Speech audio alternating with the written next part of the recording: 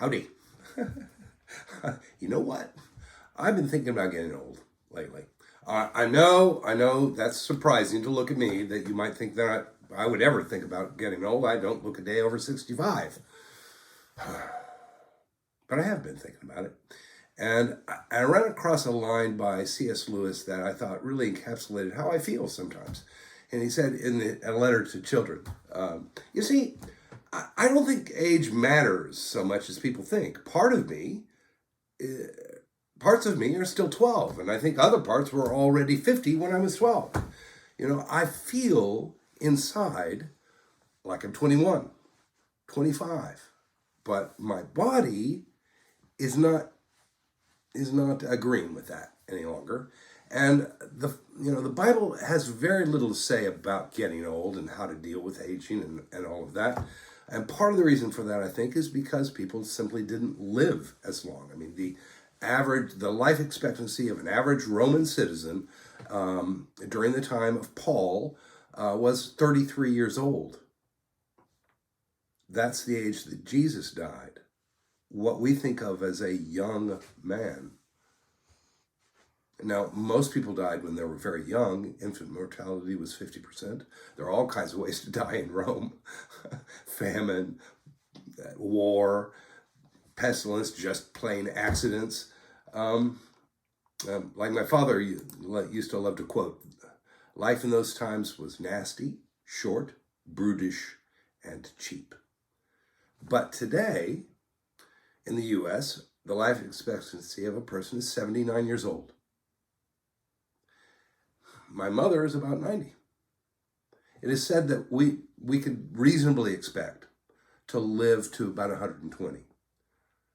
So we're living much longer than the people that lived in the Bible lived. And we are very well acquainted with the fact that aging is about loss.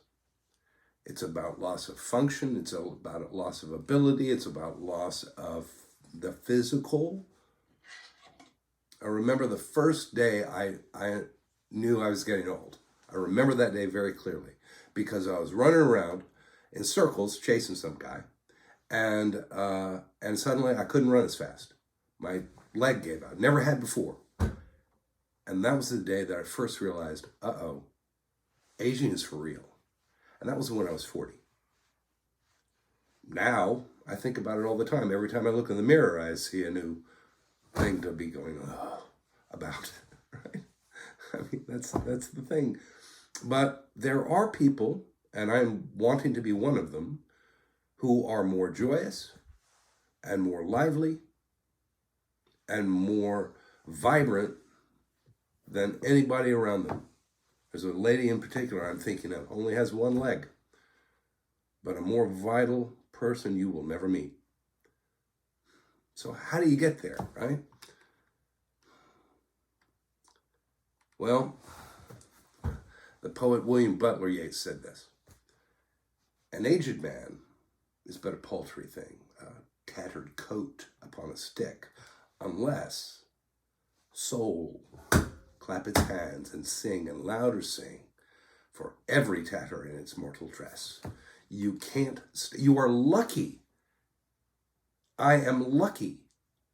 I have lived twice as long as Jesus Christ or any other normal Roman citizen. If I'm here to complain about my aches and pains, I am lucky to be able to do so.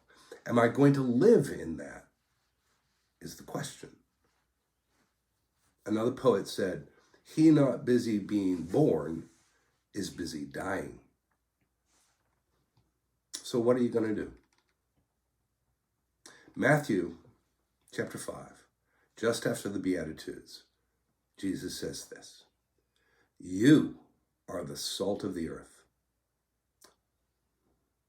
You are the light of the world. A town built upon a hill cannot be hidden. Neither do people light a lamp and put it under a bowl. Instead, they put it on its stand, and it gives light to everyone in the house. You, whatever age you are, whether 10 or 100, can be a light to the world. There is a gift that you have. There is an undiscovered talent that you possess. There is something that you can give to be a light. There is something in you, because that is who you are. The thing inside of you is not this thing. This thing just carries us around for a little while.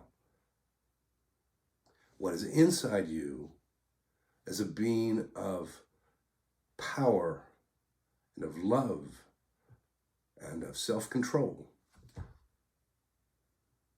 Jesus said at what point to his disciples, "You do not know what manner of spirit you are." Jesus was here to tell us that we are much more, however we are made up right now, than what we think. If we start living into that reality, we cannot stop the fact that growing old is part of the process.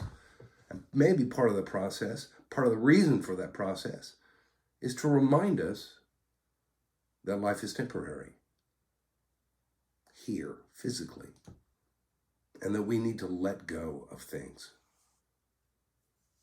Because at one point we're going to let go of this earth and go on. And maybe this is good practice for that.